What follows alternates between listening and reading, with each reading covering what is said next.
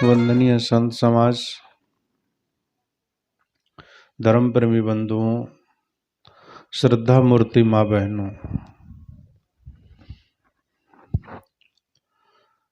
सत्संग जीवन की जो उलझने हैं वह सामने प्रदर्शित करती है, क्योंकि जीवन में जब तक सत्संग ना हो तब तक जीवन की जो ज्ञान की परतें हैं वो खुलती नहीं है। अगर ज्ञान की परतों को खोलना है तो ज्ञानी संतों के पास जाकर के त्यागी तपस्वी रहनी संपन्न साधु पारखी संतों के साथ में बैठ करके उनके जीवन की जो वृतांत हैं, जो जीवन के अनुभव हैं, उनके अनुभव से हमें बहुत कुछ सीख मिलती है। उस सीख से हमारे जीवन की बहुत सारी परतें खुलती हैं, क्योंकि जीवन में जो ज्ञान की परतें हैं वो सुप्त हुई हैं, वो दबी हुई हैं, उनको हमें खोलने की जरूरत है। अब ये खुलेंगी कैसे? इनको खोलने के लिए हमें उनका साथ चाहिए, उनके जीवन से हमें कुछ सीख चाहिए। इसलिए सत्संग की जरूरत है। सत्संग में जो काई लगी है, दर्पण में जो गंदगी लगी है, उसको चोट दे दे करके उसको वाणियों के द्वारा उसे साफ किया जाता है। अब वह संत के अंदर भी काई लग सकती है, भक्त के अंदर भी काई लग सकती है। कुल मिलाकर के आध्यासी जीव जो है यह विभिन्न मान्यताओं से ग्रसित है। ऐसे में उसे सत्संग की आवश्यकता है, उसे ज्ञान की आवश्यकता है, और अच्छा सच्चा सुंदर ज्ञान, निष्पक्षवादिता भरा ज्ञान जीवन में सारा का सारा दुर्गुण सब जल करके राख हो जाता है। शुद्ध चेतन, उसके ऊपर जो आवरण लगा है अविद्या का, वो खत्म हो जाता है। इसलिए सत्संग की जरूरत है। हर व्यक्ति को पता होना चाहिए कि हमारे अंदर जो आत्मा है वह शरीर छोड़ करके कहां जाती है। ये शरीर में जो आत्मा है ये कहां से आई, जानने की जरूरत है। समझना चाहिए कि आत्मा क्या है, परमात्मा क्या है, जीव क्या है, भगवान क्या है, भगवान कहां रहता है, कैसा है, उसका अस्तित्व जीवन में क्या है।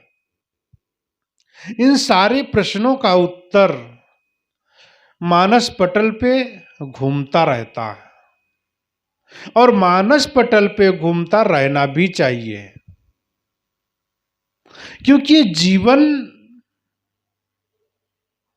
कोई आसान बात नहीं है। किन्हीं न किन्हीं कारणों से हमारा जन्म हुआ है, किसी उद्देश्य को लेकर के हमारा जन्म हुआ है। उस उद्देश्य को लेकर के हमें जीवन जीना चाहिए। अगर जो हम उस उद्देश्यों को अपने जीवन में शामिल नहीं करेंगे तो हमारे जीवन जीने का उद्देश्य भी पता न चलेगा। क्योंकि जीवन जीने का उद्देश्य जब तक न पता चलेगा तब तक हम जीवन कैसे जिएंगे। वही शरीर की जो आवश्यकताओं की पूर्ति करने के लिए, मन की आवश्यकताओं को पूर्ति करने के लिए पूरा का पूरा जीवन उन्हीं आवश्यकताओं में खत्म कर देंगे, समय बर्बाद हो जाएगा और अंत में बस रोना ही हाथ लगेगा। इसलिए आए हम जीवन के कुछ बातों को समझें। जन्म है, मृत्यु निश्चित है, इससे डरने की जरूरत नहीं है। अगर जो हम इससे डरेंगे, मौत से डरेंगे, जीवन जीने से डरेंगे, कुछ लोग जीवन जीने से डर के फांसी लगा लेते हैं, कुछ लोग जीवन जीने के लिए उसके डर के मारे जहर का प्रयोग कर लेते हैं, जीवन वो अपना खत्म कर लेते हैं। ऐसे में हम कायर कहलाते हैं, जीवन खत्म हो गया। अब विधि का विधान वो अलग बात है, वो लोगों की मानसिकता है, सोचने की शक्ति है, वो जैसा सोचते हैं वो उनके ऊपर निर्भर होने दीजिए। लेकिन अपने जीवन की ठेकेदारी हमारे पास है। हम कैसा जिए, क्यों जिए, इसकी ठेकेदारी हमने ले रखा है। दूसरे के जीवन की ठेकेदारी नहीं है, लेकिन ठेकेदारी ना होते हुए भी हमारा कर्तव्य जरूर बनता है कि अगर जो हम अच्छी तरह से जीवन जिंदगी जीते हैं तो उसे भी सलाह दे दें, ताकि हो सकता है कि उसका भी जीवन सुधर जाए। शरीर की विभिन्न रचनाओं को, ये जो शरीर है 5 तत्वों से निर्मित है, आग, हवा, मिट्टी, आकाश और पानी। इन्हीं के अणु, परमाणु, त्रिशेणु से इस शरीर का निर्माण हुआ है। माता पिता के संयोग संबंध से हमारे शरीर का निर्माण हो गया। शरीर की संरचना भी देखिए कितनी गजब की है। अगर जो हम शरीर के बारे में सोचना स्टार्ट करें तो पूरा दिन लग जाएगा शरीर की क्रिया प्रतिक्रिया समझते समझते। शरीर के एक एक अंग देखिए, कहां कहां अंग लगे हैं। जिन अंगों को हम कहें कि कोई काम नहीं है, अब देखिए एक नाक है सामने में, है ना, नाक से हमारे अपवित्रता बहती रहती, उसके अंदर से पानी बहता रहता गंदा। अगर जो चाहे ये व्यवस्था नाक यहां ना हो, दूसरी जगह लगा दी जाए तो मुख बहुत सुंदर हो सकता है। ये 2 आंखें हैं, वहां ना लगा करके सामने में एक बड़ी सी आंख लगा दी जाए मस्तिष्क के ऊपर, जिस तरीके से ट्रेन में लगी रहती है एक लाइट, शरीर अच्छा लगेगा। ये 2 कान की आवश्यकता क्या है? ये 2 कान ना हो करके एक बड़ा छिद्र कर दिया जाता, पीछे कर दिया जाता, गर्दन के पास में, तो सुनाई तो पड़ता ना। लेकिन किसी न किसी कारणों से वो वहां पर बनाया गया है। जिस तरीके से आंख आंख का जब रोशनी खत्म होने लगती है तो उसमें चश्मा कहां टिकता है। अगर शायद नाक न होती तो चश्मा कहां टिकता, और खाली नाक होती, अगर कान ना होते उसकी डंडी कहां टिकती। शायद प्रकृति की यह व्यवस्था है।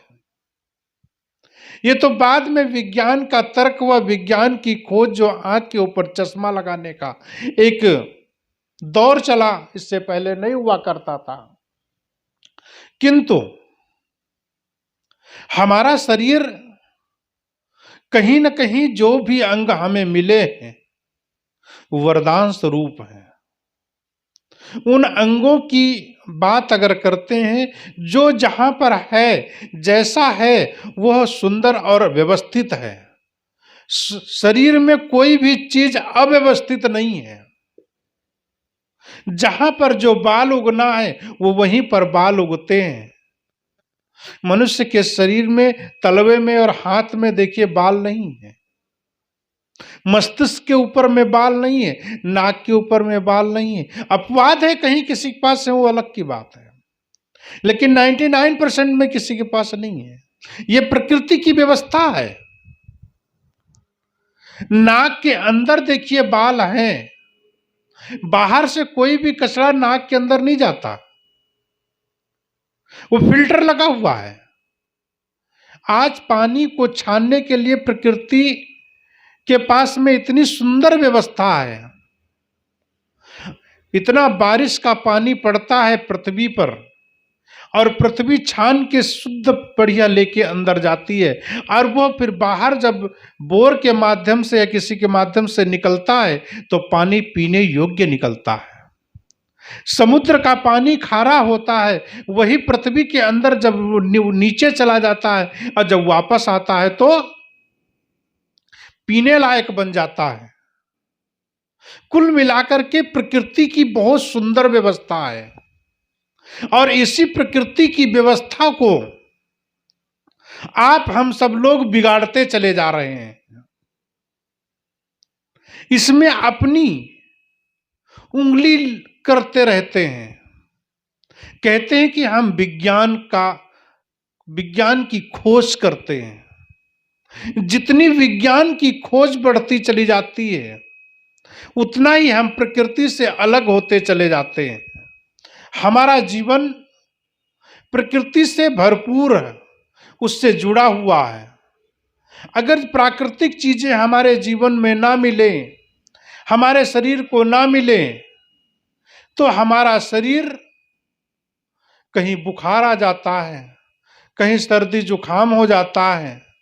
किसी न किसी तत्व की कमियों के कारण से हमारे शरीर में रोग आ जाते हैं, और वो जब फिर प्रकृति से जब वहां पर पूर्ति हो जाती है, और तब फिर वह चीज फिर से सही हो जाता है।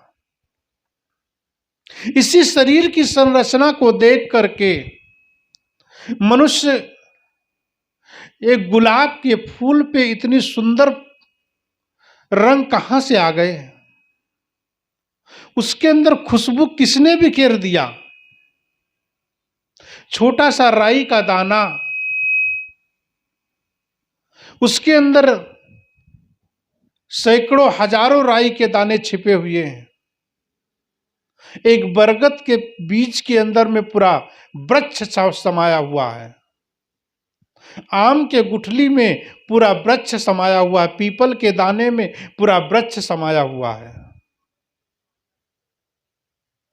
कुल मिलाकर के प्रकृति का सौंदर्य, प्रकृति की सुंदर व्यवस्था में हम सब लोग व्यवस्थित हैं, और उसी से हमारा आप सब लोगों का शरीर चलता है, जीवन चलता है। उसको ठीक से समझना चाहिए और समझ करके उसके अनुरूप चलना चाहिए। प्रकृति से हम लड़ नहीं सकते, बचने का उपाय कर सकते हैं। अगर जो हम प्रकृति से लड़ने चलेंगे तो प्रकृति हमें तोड़ देगी, झुकेगी नहीं, प्रकृति हमें झुका देगी। इसलिए उससे अकड़ ना करें। प्रकृति में जो हलचल हो रही है उससे बचने का प्रयास करें, ना कि उसे लड़ने का प्रयास करें। लड़ेंगे तो टूट जाएंगे, झुकेंगे तो खड़े रहेंगे। हवा चल रही है, उसके सामने आप अगर खड़े होंगे तो आपको हवा गिरा देगी, लेकिन आप सो जाइए, उसके सामने झुक जाइए तो वह आराम से चली जाएगी। कुल मिला के मेरा कहने का मतलब यह है कि यह शरीर के अंदर सब कुछ है।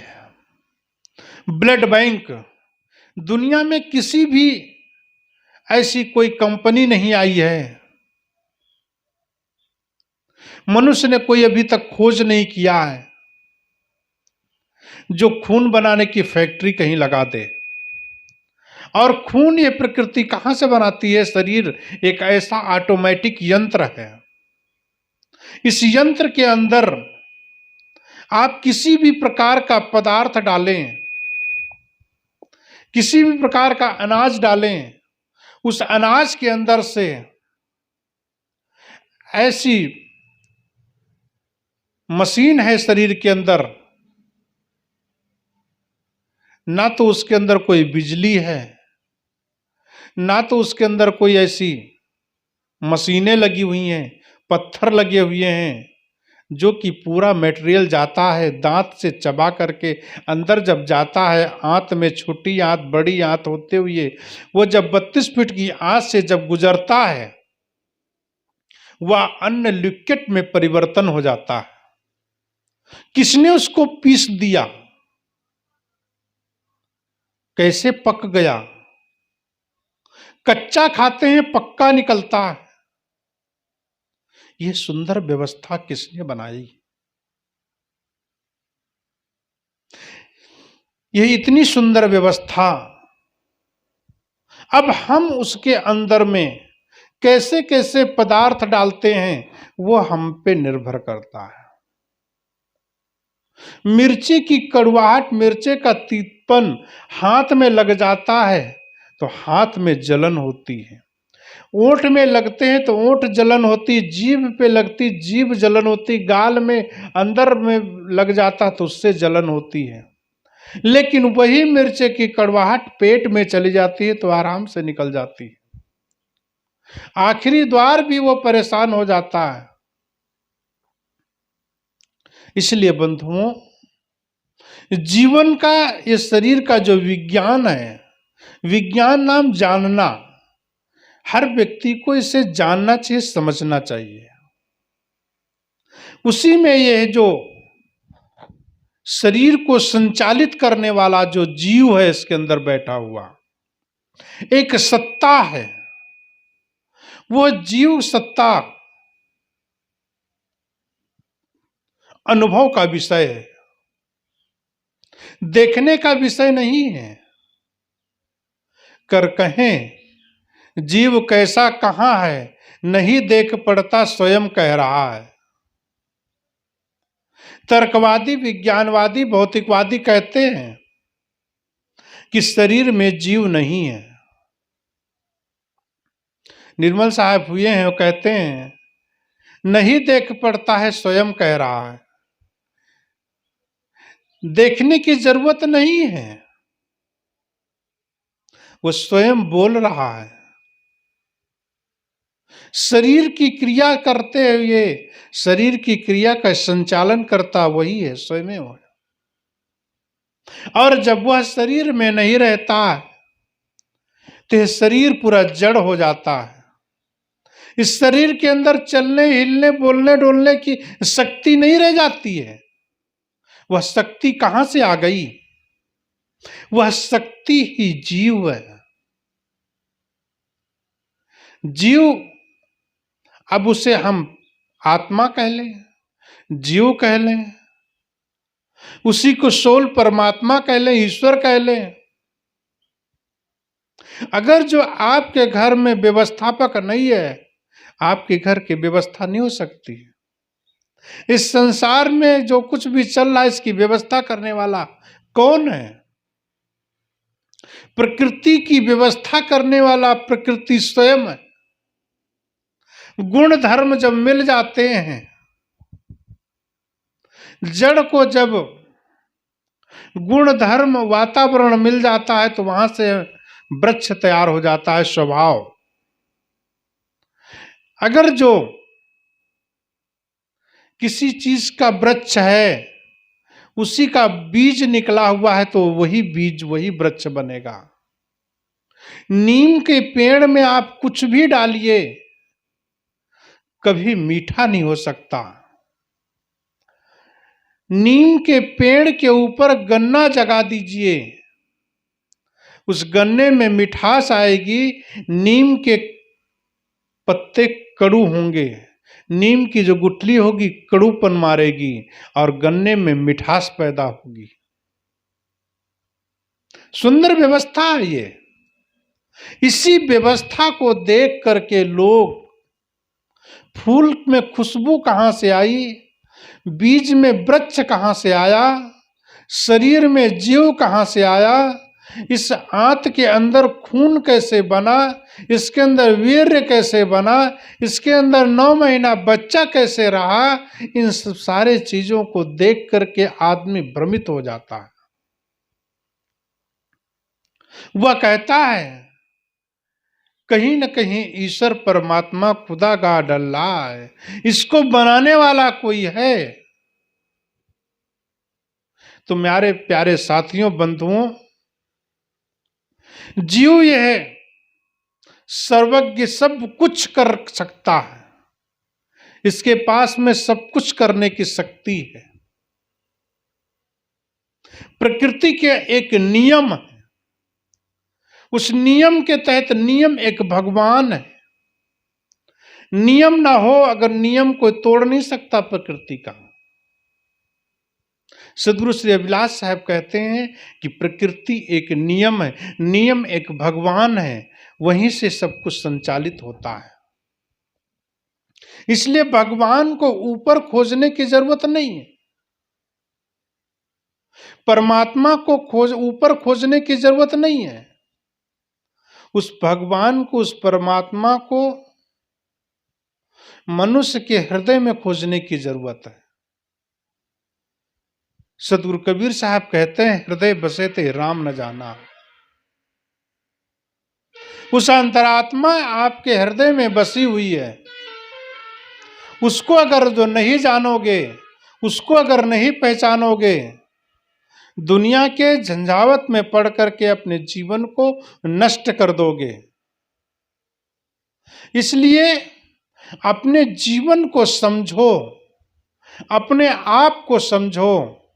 अगर जितना हो सके उतना अपने आप को समझोगे, अपने आप अपनी सत्ता को समझोगे, तो ईश्वर परमात्मा खुदा गॉड अल्लाह के चक्कर में ना पड़ करके मानवतावादी जीवन जियोगे। तुम्हारे अंदर भीतर बैठा हुआ परमात्मा, अगले शरीर में बैठे हुए परमात्मा, आत्मा ही परमात्मा है। उसकी जब तुम सेवा करोगे, तब तुम्हारा मन शुद्ध होगा। वही भगवान की सेवा है।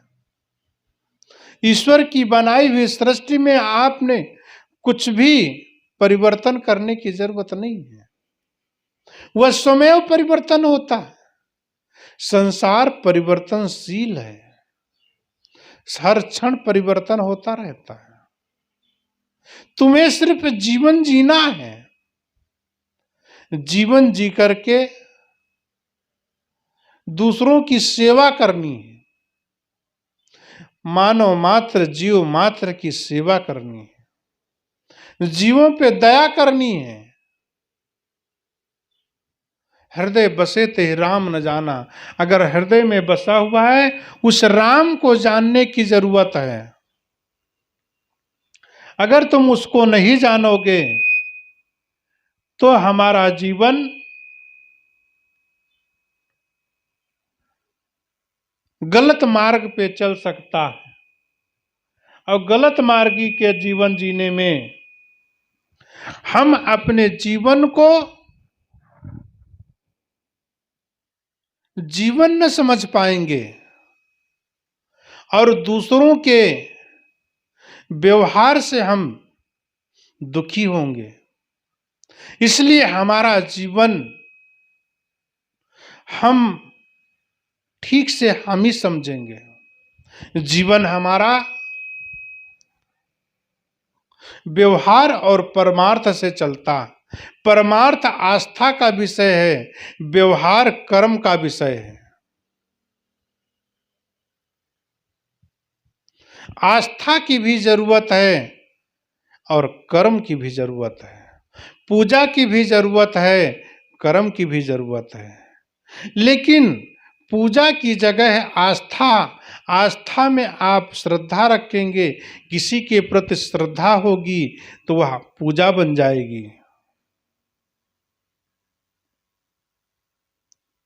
अगर जो हम काम नहीं करेंगे, मन खराब होगा। मन में कलुषता, विषाक्त भरे विचार पैदा होंगे और वो विचार भरा जीवन हमारा कलंकित हो जाएगा। इसलिए दूसरों की तरफ न देख करके अपनी तरफ देख करके और अपना सुधार कितना किया है उसको ठीक तरीके से समझना और जानना। जितना सुंदर व्यवस्था हमारे शरीर में है उतनी सुंदर व्यवस्था हमारे व्यवहार में भी होनी चाहिए। व्यवहार ठीक होगा, जीवन का सारा झंझट खत्म हो जाएगा। इसलिए आत्मा परमात्मा बाहर में चक्कर न लगा करके अपने जीवन के अंदर घुसो। आत्मा में लौट आना जीवन का सबसे बड़ा उद्देश्य समझना चाहिए। इसी उद्देश्य को लेकर के जीवन जीना है। बाहर की कामनाओं को खत्म करके आंतरिक जीवन जीने का उद्देश्य बनाना है और उन्हीं उद्देश्यों को लेकर के जीवन जीना है। इसलिए साथियों, जीवन छोटा नहीं है, बहुत बड़ा है और उसी छोटे छोटे अंशों को लेकर के झंझट नहीं करना है। जीवन को ठीक तरीके से जीना है।